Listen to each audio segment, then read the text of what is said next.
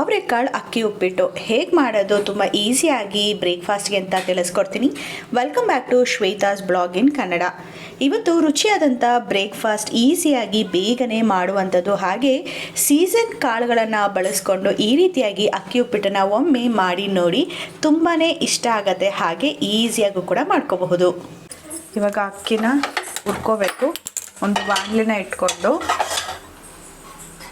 ಒಂದು ಪಾವ್ ಅಕ್ಕಿನ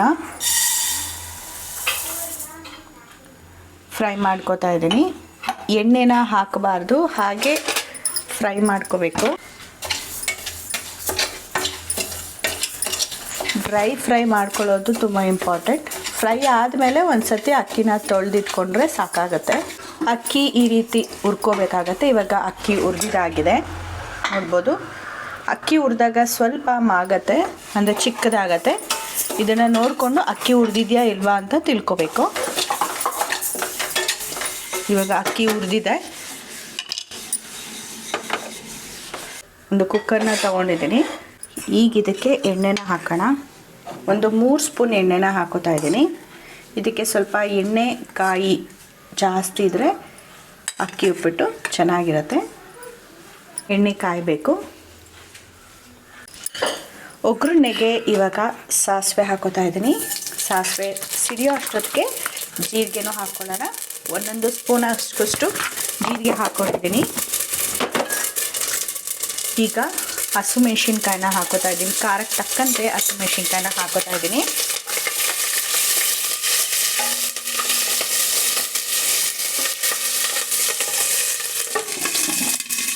ಸಿಡಿಯುತ್ತೆ ಅಂತ ಹೇಳಿ ಕ್ಲೋಸ್ ಮಾಡಿದ್ದೀನಿ. ನಂತರ ಇವಾಗ ನಾನು ಈರುಳ್ಳಿನ ಹಾಕೋತಾ ಇದ್ದೀನಿ. ಈರುಳ್ಳಿ ಸ್ವಲ್ಪ ಚೆನ್ನಾಗಿ ಫ್ರೈ ಆದಮೇಲೆ ಹಸಿ ಕಾಳನ್ನ ಹಾಕೋತಾ ಇದ್ದೀನಿ.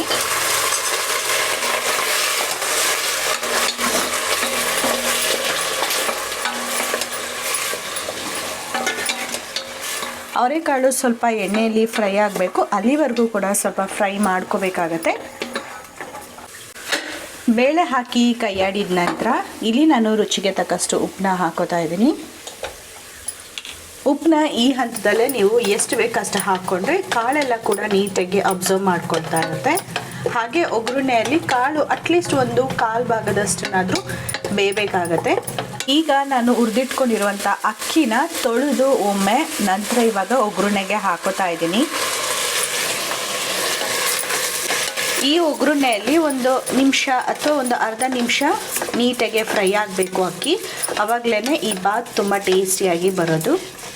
ಈ ಅಕ್ಕಿ ಉಪ್ಪಿಟ್ಟನ್ನ ಯಾರೆಲ್ಲ ಟ್ರೈ ಮಾಡಿಲ್ಲ ಒಮ್ಮೆ ಟ್ರೈ ಮಾಡಿ ನೋಡಿ, ತುಂಬ ರುಚಿಯಾಗಿ ಬರುತ್ತೆ. ಇನ್ನು ಕರ್ಬೇವಿನ ಸೊಪ್ಪನ್ನ ಈಗ ಹಾಕ್ತಾ ಇದ್ದೀನಿ, ಯಾಕಂದರೆ ಆವಾಗಲೇ ಮರ್ತೋಗ್ಬಿಟ್ಟಿದೆ. ಇವಾಗ ಹಾಕಿ ಕೈಯಾಡ್ಕೊತಾ ಇದ್ದೀನಿ.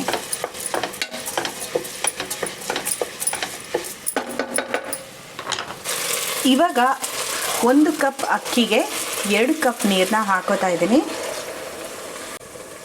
ಈ ರೀತಿ ನೀರು ಹಾಕಿದ ನಂತರ ಒಂದು ಕುದಿ ಬರೋವರೆಗೂ ಹೀಗೆ ಒಗ್ಗರಣೆಯಲ್ಲಿ ಕೈಯಾಡ್ತಾ ಇರಬೇಕಾಗತ್ತೆ. ಒಂದು ಸ್ವಲ್ಪ ಕುದಿ ಹತ್ತಿದ ತಕ್ಷಣ ನಾವು ಕುಕ್ಕರ್ನ ಕ್ಲೋಸ್ ಮಾಡಿ 2 ವಿಷಿಲ್ ಅಥವಾ ಉರಿ ಜಾಸ್ತಿ ಕೊಟ್ಟಿದ್ರೆ 1 ವಿಷಿಲ್ನ ಕೊಟ್ಟು ನಾವು ಆಫ್ ಮಾಡ್ಕೋಬೋದು.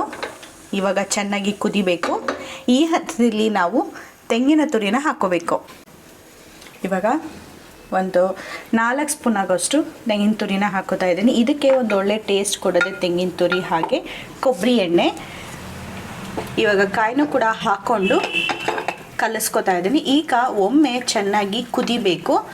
ಕುದಿಯೋವರೆಗೂ ವೆಯ್ಟ್ ಮಾಡಿ, ನಂತರ ನಾವು ಲಿಡ್ನ ಕ್ಲೋಸ್ ಮಾಡಬೇಕು. ಇವಾಗ ಚೆನ್ನಾಗಿ ಕುದೀತಾ ಇದೆ ನೋಡ್ಬೋದು.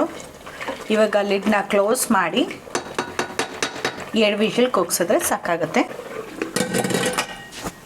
ಕುಕ್ಕರ್ 1 ವಿಷಿಲ್ನ ಕೂಗಿಸಿ ನಂತರ ಇವಾಗ ತಣ್ಣಗೂ ಕೂಡ ಆಗಿದೆ ನೋಡ್ಬೋದು. ಇವಾಗ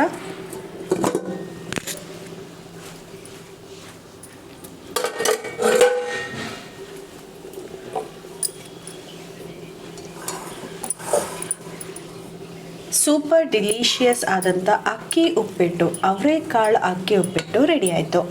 ತುಂಬ ಟೇಸ್ಟಿಯಾಗಿರುತ್ತೆ. ಹಾಗೆ ನೀವು ಕೂಡ ಒಮ್ಮೆ ಟ್ರೈ ಮಾಡಿ. ನಿಮ್ಮ ಅನಿಸಿಕೆನ ಕಮೆಂಟ್ ಬಾಕ್ಸಲ್ಲಿ ತಿಳಿಸಿ.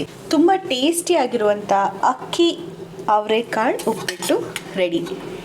ಯೂಶ್ವಲಾಗಿ ಅಕ್ಕಿನ ನುಚ್ಚು ಮಾಡಿ ತಿನ್ನೋದನ್ನು ನೋಡಿರ್ತೀರ, ಆದರೆ ಡೈರೆಕ್ಟಾಗಿ ಅಕ್ಕಿಯಲ್ಲೇ ಉಪ್ಪಿಟ್ಟು ಮಾಡೋದು ಹೇಗೆ ಅನ್ನೋದನ್ನು ಇವತ್ತು ನಾನು ನಿಮಗೆ ವಿಡಿಯೋದಲ್ಲಿ ಶೇರ್ ಮಾಡಿದ್ದೀನಿ.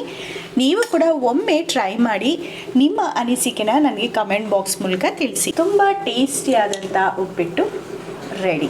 ಒಮ್ಮೆ ನೀವು ಕೂಡ ಟ್ರೈ ಮಾಡಿ, ನಿಮ್ಮ ಮನೇಲಿರೋರು ಎಲ್ಲರಿಗೂ ಕೂಡ ತುಂಬಾ ಇಷ್ಟ ಆಗುತ್ತೆ. ನಿಮ್ಮ ಅನಿಸಿಕೆನ ಕಮೆಂಟ್ ಬಾಕ್ಸಲ್ಲಿ ತಿಳಿಸಿ. ಈ ವಿಡಿಯೋ ಇಷ್ಟ ಆಯ್ತಂದರೆ ಲೈಕ್ ಮಾಡಿ, ಸಬ್ಸ್ಕ್ರೈಬ್ ಮಾಡಿಲ್ಲ ಅಂದರೆ ಸಬ್ಸ್ಕ್ರೈಬ್ ಮಾಡ್ಕೊಳ್ಳಿ. ನೆಕ್ಸ್ಟ್ ವಿಡಿಯೋದಲ್ಲಿ ಡಿಫ್ರೆಂಟ್ ಆದ ರೆಸಿಪಿ ಜೊತೆಗೆ ಸಿಗ್ತೀನಿ. ಅಲ್ಲಿವರೆಗೂ ಟೇಕ್ ಕೇರ್, ಬಾಯ್.